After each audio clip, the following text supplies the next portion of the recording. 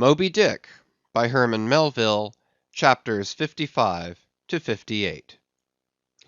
CHAPTER 55. Of the Monstrous Pictures of Whales.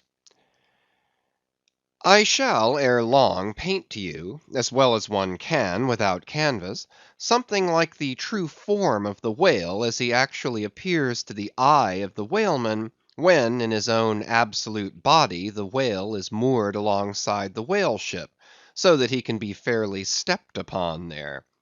It may be worth while, therefore, previously to advert to those curious imaginary portraits of him, which, even down to the present day, confidently challenge the faith of the landsman.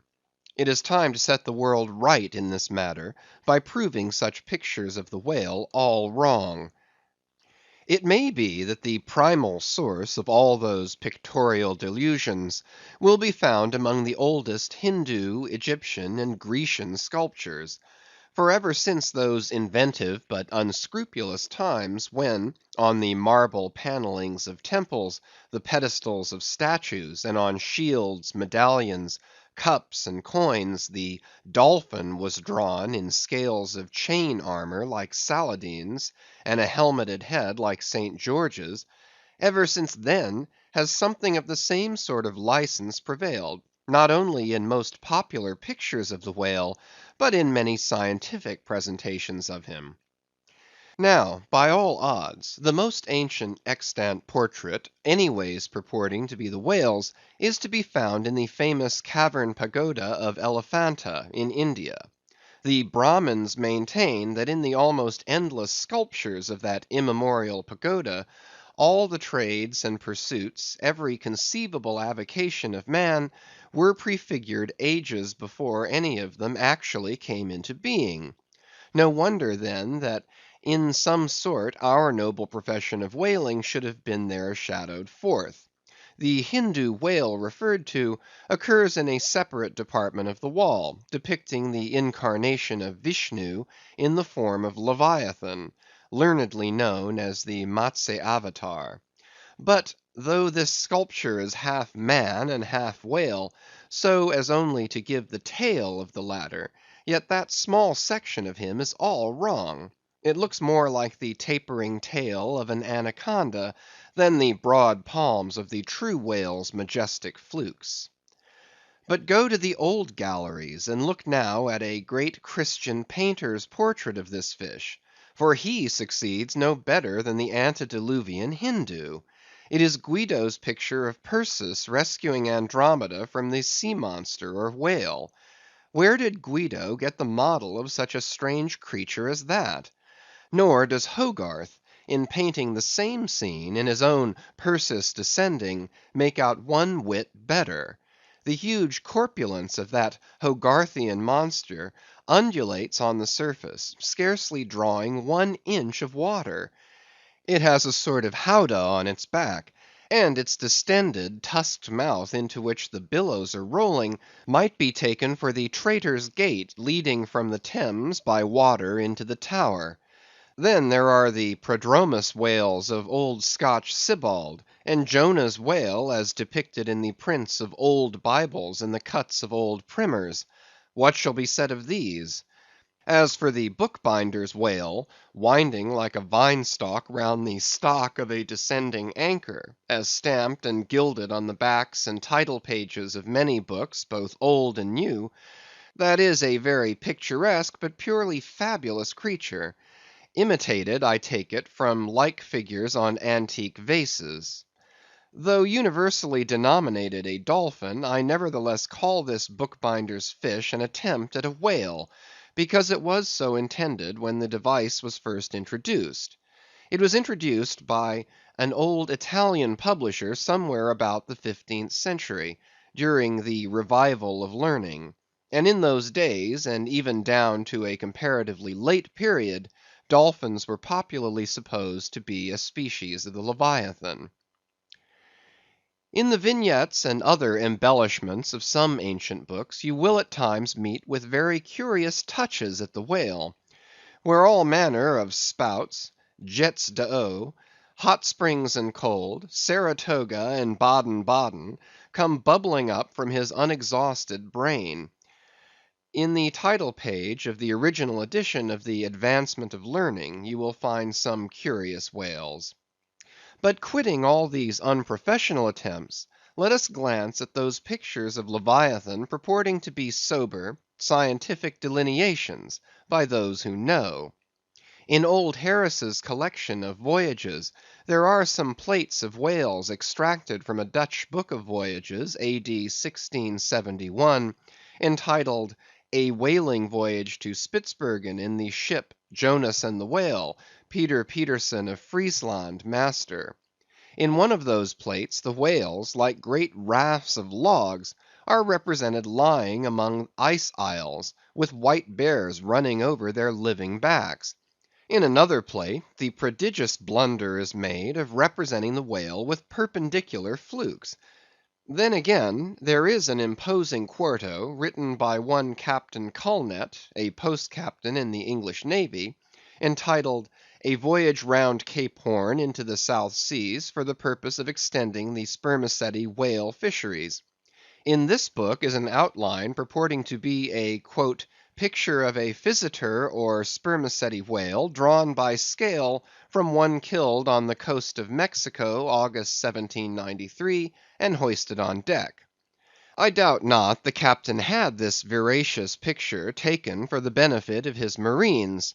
To mention but one thing about it, let me say that it has an eye which, applied, according to the accompanying scale, to a full-grown sperm whale, would make the eye of that whale a bow window some 5 feet long. Ah, my gallant captain, why did ye not give us Jonah looking out of that eye?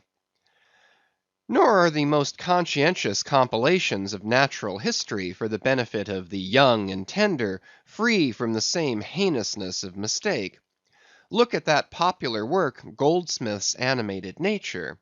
In the abridged London edition of 1807, there are plates of an alleged whale and a narwhale. I do not wish to seem inelegant, but this unsightly whale looks much like an amputated sow; and as for the narwhale, one glimpse at it is enough to amaze one, that in this 19th century such a hippogriff could be palmed for genuine upon any intelligent public of schoolboys. Then again, in 1825, Bernard Germain, Count de Lacépède, a great naturalist, published a scientific systematized whale book, wherein are several pictures of the different species of the Leviathan. All these are not only incorrect, but the picture of the Mysticetus or Greenland whale, that is to say the right whale, even Scoresby, a long experienced man as touching that species, declares not to have its counterpart in nature. But placing of the cap sheaf to all this blundering business was reserved for the scientific Frederick Cuvier, brother to the famous Baron. In 1836 he published a Natural History of Whales, in which he gives what he calls a picture of the sperm whale. Before showing that picture to any Nantucketer, you had best provide for your summary retreat from Nantucket. In a word, Frederick Cuvier's sperm whale is not a sperm whale, but a squash. Of course he never had the benefit of a whaling voyage; such men seldom have. But whence he derived that picture, who can tell? Perhaps he got it, as his scientific predecessor in the same field, Desmarest, got one of his authentic abortions; that is, from a Chinese drawing. And what sort of lively lads with the pencil those Chinese are, many queer cups and saucers inform us. As for the sign painters' whales seen in the streets hanging over the shops of oil dealers, what shall be said of them? They are generally Richard III whales with dromedary humps, and very savage, breakfasting on 3 or 4 sailor tarts, that is, whale boats full of mariners, their deformities floundering in seas of blood and blue paint. But these manifold mistakes in depicting the whale are not so very surprising after all. Consider, most of these scientific drawings have been taken from the stranded fish, and these are about as correct as a drawing of a wrecked ship with broken back, would correctly represent the noble animal itself in all its undashed pride of hull and spars. Though elephants have stood for their full lengths, the living Leviathan has never yet fairly floated himself for his portrait. The living whale, in all his full majesty and significance, is only to be seen at sea in unfathomable waters; and afloat the vast bulk of him is out of sight, like a launched line of battle ship; and out of that element it is a thing eternally impossible for mortal man to hoist him bodily into the air, so as to preserve all his mighty swells and undulations. And not to speak of the highly presumable difference of contour between a young sucking whale and a full grown Platonian Leviathan, yet even in the case of one of those young sucking whales hoisted to a ship's deck, such is then the outlandish, eel-like, limbered, varying shape of him, that his precise expression the devil himself could not catch. But it may be fancied that from the naked skeleton of the stranded whale, accurate hints may be derived touching his true form. Not at all. For it is one of the more curious things about this Leviathan, that his skeleton gives very little idea of his general shape; though Jeremy Bentham's skeleton, which hangs for candelabra in the library of one of his executors, correctly conveys the idea of a burly-browed utilitarian old gentleman, with all Jeremy's other leading personal characteristics, yet nothing of this kind could be inferred from any Leviathan's articulated bones. In fact, as the great Hunter says, the mere skeleton of the whale bears the same relation to the fully invested and padded animal, as the insect does to the chrysalis that so roundingly envelops it. This peculiarity is strikingly evinced in the head, as in some parts of this book will incidentally be shown. It is also very curiously displayed in the side fin, the bones of which almost exactly answer to the bones of the human hand, minus only the thumb. This fin has 4 regular bone fingers, the index, middle, ring, and little finger; but all these are permanently lodged in their fleshy covering, as the human fingers in an artificial covering.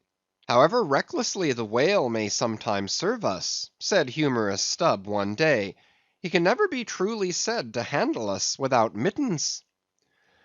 For all these reasons, then, any way you may look at it, you must needs conclude that the great Leviathan is that one creature in the world which must remain unpainted to the last. True, one portrait may hit the mark much nearer than another, but none can hit it with any very considerable degree of exactness. So there is no earthly way of finding out precisely what the whale really looks like; and the only mode in which you can derive even a tolerable idea of his living contour, is by going a whaling yourself; but by so doing you run no small risk of being eternally stove and sunk by him. Wherefore it seems to me you had best not be too fastidious in your curiosity touching this Leviathan. CHAPTER 56. Of the less erroneous pictures of whales, and the true pictures of whaling scenes. In connection with the monstrous pictures of whales, I am strongly tempted here to enter upon those still more monstrous stories of them, which are to be found in certain books, both ancient and modern, especially in Pliny, Purchas, Hakluyt, Harris, Cuvier, etc. But I pass that matter by. I know of only 4 published outlines of the great sperm whale: Colnett's, Huggins's, Frederick Cuvier's, and Beale's. In the previous chapter, Colnett and Cuvier have been referred to.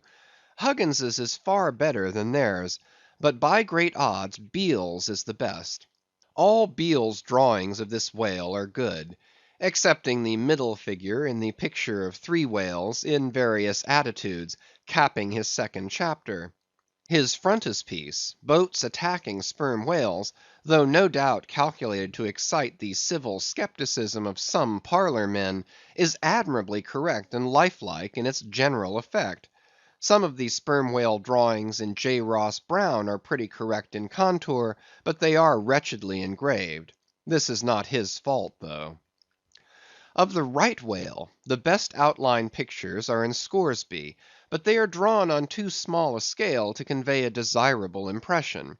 He has but one picture of whaling scenes, and this is a sad deficiency, because it is by such pictures only, when at all well done, that you can derive anything like a truthful idea of the living whale as seen by his living hunters. But taken for all in all, by far the finest, though in some details not the most correct, presentations of whales and whaling scenes to be anywhere found, are two large French engravings, well executed, and taken from paintings by one Garnery. Respectively, they represent attacks on the sperm and right whale. In the first engraving, a noble sperm whale is depicted in full majesty of might, just risen beneath the boat from the profundities of the ocean, and bearing high in the air upon his back the terrific wreck of the stoven planks. The prow of the boat is partially unbroken, and is drawn just balancing upon the monster's spine, and standing in that prow, for that one single incomputable flash of time, you behold an oarsman, half shrouded by the incensed boiling spout of the whale, and in the act of leaping as if from a precipice. The action of the whole thing is wonderfully good and true. The half-emptied line-tub floats on the whitened sea; the wooden poles of the spilled harpoons obliquely bob in it; the heads of the swimming crew are scattered about the whale in contrasting expressions of affright; while in the black stormy distance, the ship is bearing down upon the scene. Serious fault might be found with the anatomical details of this whale, but let that pass, since for the life of me I could not draw so good a one. In the second engraving, the boat is in the act of drawing alongside the barnacled flank of a large running right whale, that rolls his black weedy bulk in the sea like some mossy rock slide from the Patagonian cliffs. His jets are erect, full, and black like soot; so that from so abounding a smoke in the chimney, you would think that there must be a brave supper cooking in the great bowels below. Sea fowls are pecking at the small crabs, shell fish, and other sea candies and macaroni, which the right whale sometimes carries on his pestilent back. And all the while, the thick-lipped Leviathan is rushing through the deep, leaving tons of tumultuous white curds in his wake, and causing the slight boat to rock in the swells like a skiff caught nigh the paddle wheels of an ocean steamer. Thus the foreground is all raging commotion, but behind, in admirable artistic contrast, is the glassy level of a sea becalmed, the drooping unstarched sails of the powerless ship, and the inert mass of a dead whale, a conquered fortress, with the flag of capture lazily hanging from the whale pole inserted into his spout hole. Who Garnery, the painter, is or was, I know not; but my life for it, he was either practically conversant with his subject, or else marvellously tutored by some experienced whaleman. The French are the lads for painting action. Go and gaze upon all the paintings of Europe, and where will you find such a gallery of living and breathing commotion on canvas, as in that triumphal hall at Versailles, where the beholder fights his way pell-mell through the consecutive great battles of France, where every sword seems a flash of the northern lights, and the successive armed kings and emperors dash by like a charge of crowned centaurs. Not wholly unworthy of a place in that gallery are these sea battle pieces of Garnery. The natural aptitude of the French for seizing the picturesqueness of things seems to be peculiarly evinced in what paintings and engravings they have of their whaling scenes. With not 1/10 of England's experience in the fishery, and not the 1,000th part of that of the Americans, they have nevertheless furnished both nations with the only finished sketches at all capable of conveying the real spirit of the whale hunt. For the most part, the English and American whale draughtsmen seem entirely content with presenting the mechanical outline of things, such as the vacant profile of the whale, which, so far as picturesqueness of effect is concerned, is about tantamount to sketching the profile of a pyramid.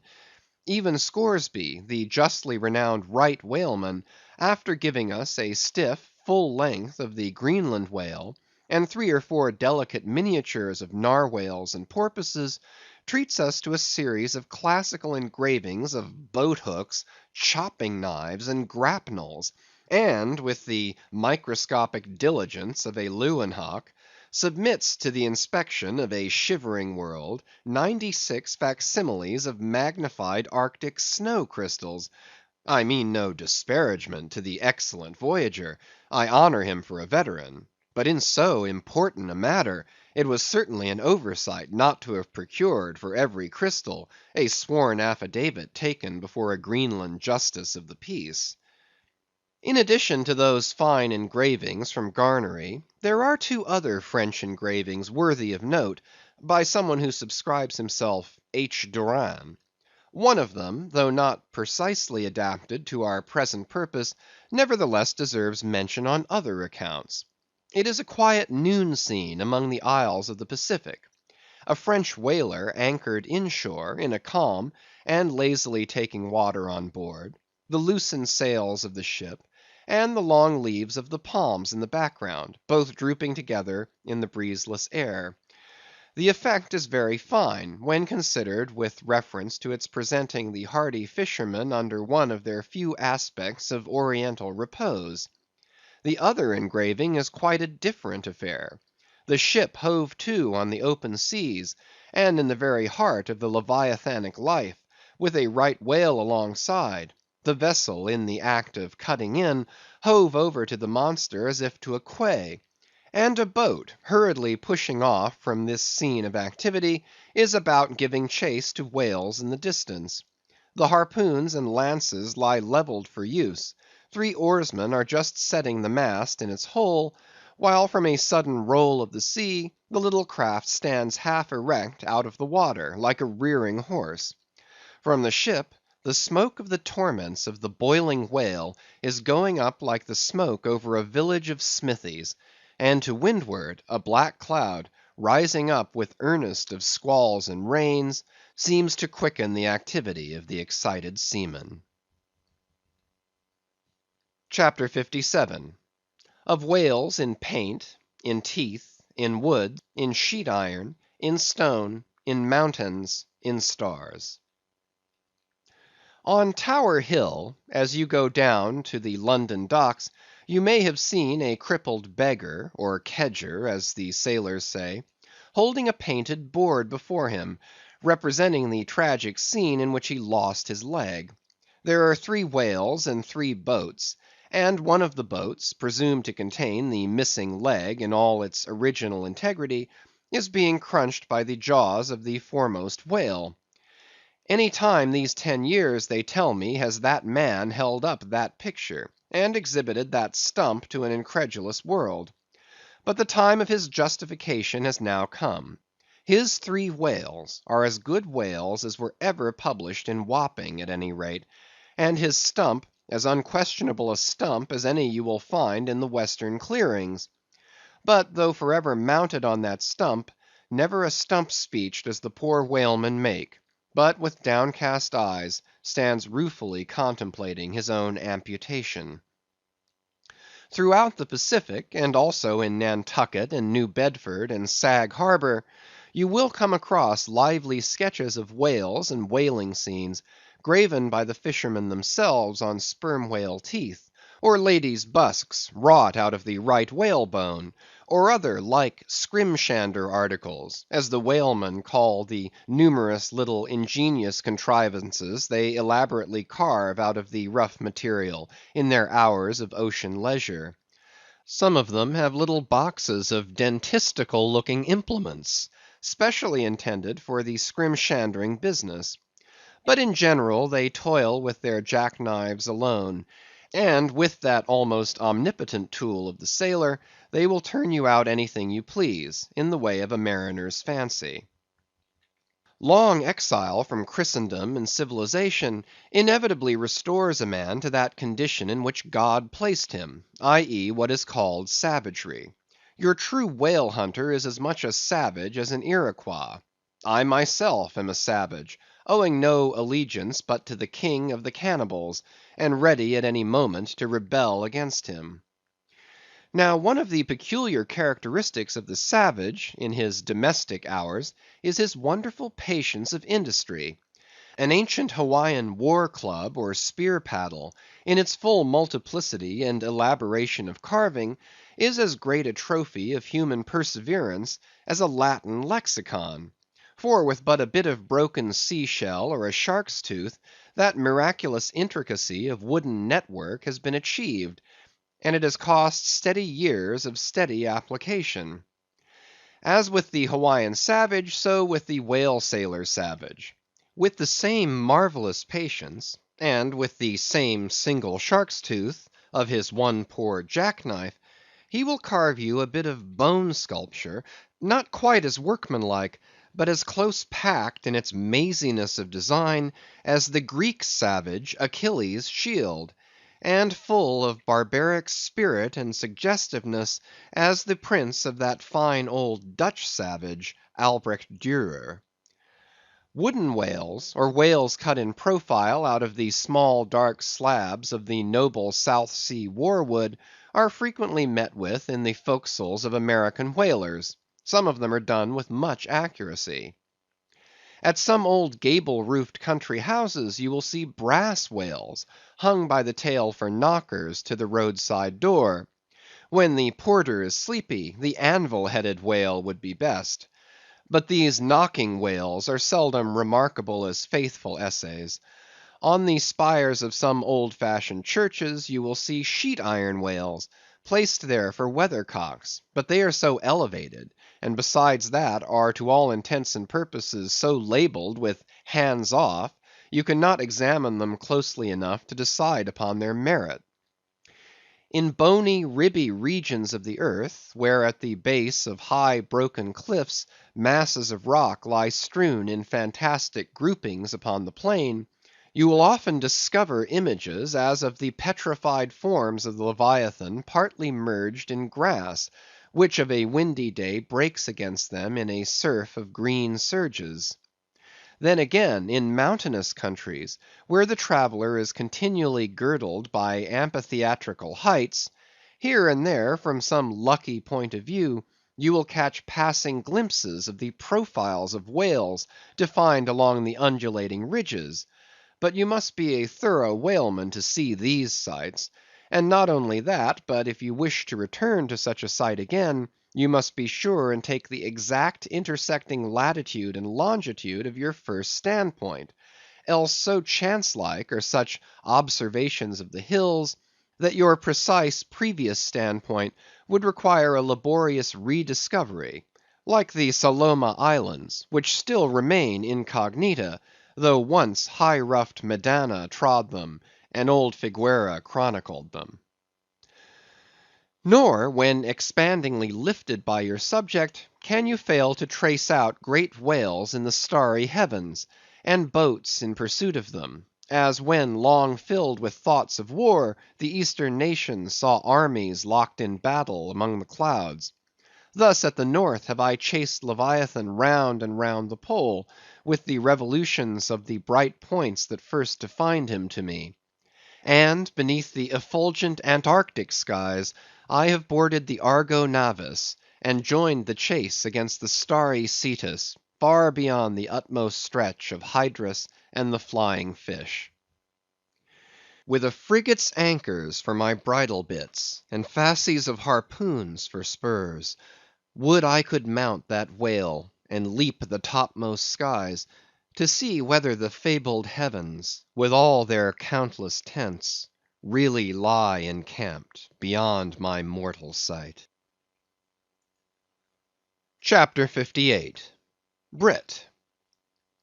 Steering north-eastward from the Crozetts, we fell in with vast meadows of brit, the minute yellow substance upon which the right whale largely feeds. For leagues and leagues it undulated round us, so that we seemed to be sailing through boundless fields of ripe and golden wheat. On the second day, numbers of right whales were seen, who, secure from the attack of a sperm whaler like the Pequod, with open jaws sluggishly swam through the brit, which, adhering to the fringing fibres of that wondrous Venetian blind in their mouths, was in that manner separated from the water that escaped at the lip. As morning mowers, who side by side slowly and seethingly advance their scythes through the long wet grass of marshy meads, even so these monsters swam, making a strange grassy cutting sound, and leaving behind them endless swaths of blue upon the yellow sea. Footnote: that part of the sea known among whalemen as the Brazil Banks does not bear that name as the banks of Newfoundland do, because of there being shallows and soundings there, but because of this remarkable meadow-like appearance, caused by the vast drifts of brit continually floating in those latitudes, where the right whale is often chased. End of footnote. But it was only the sound they made as they parted the brit, which at all reminded one of mowers. Seen from the mastheads, especially when they paused and were stationary for a while, their vast black forms looked more like lifeless masses of rock than anything else; and as in the great hunting countries of India, the stranger at a distance will sometimes pass on the plains recumbent elephants without knowing them to be such, taking them for bare blackened elevations of the soil, even so often for him who for the first time beholds this species of leviathans on the sea. And even when recognized at last, their immense magnitude renders it very hard really to believe that such bulky masses of overgrowth can possibly be instinct in all parts with the same sort of life that lives in a dog or a horse. Indeed, in other respects, you can hardly regard any creatures of the deep with the same feelings that you do of those of the shore.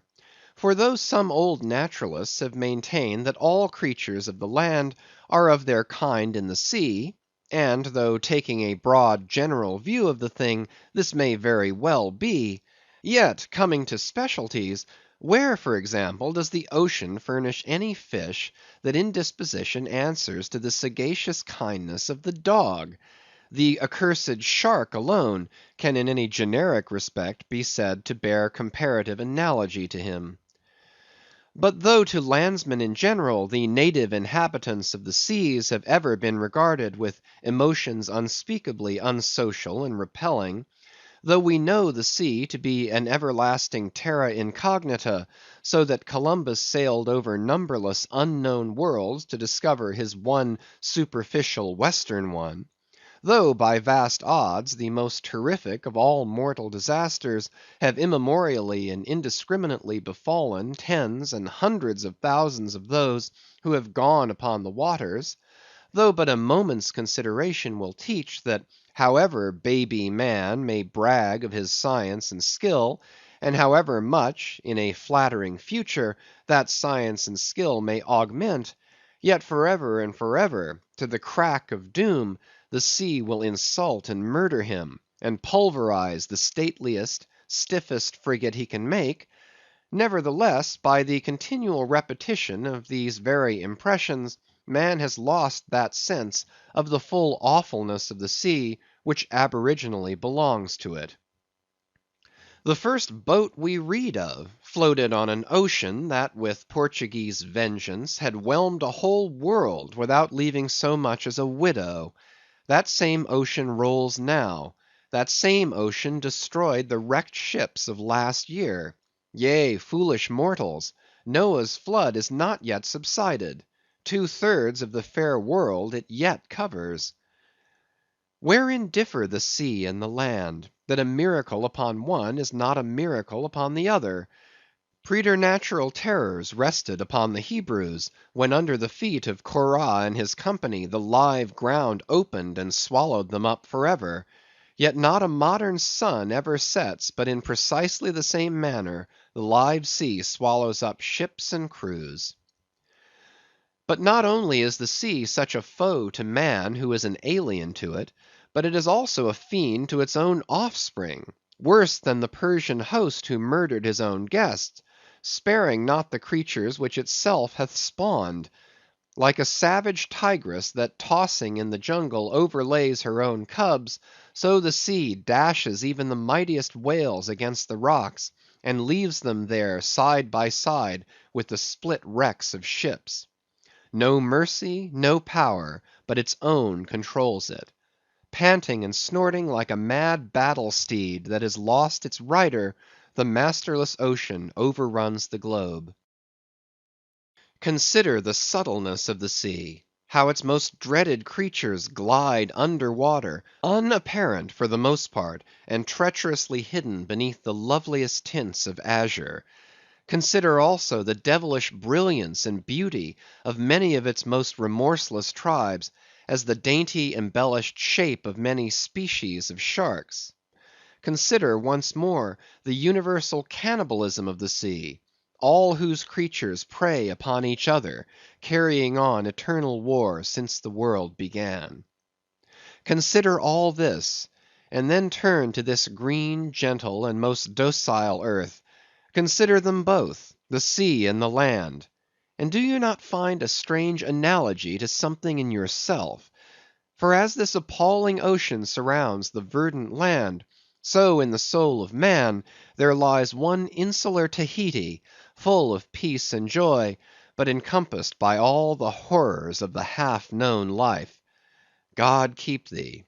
Push not off from that isle; thou canst never return. End of Chapters 55 to 58.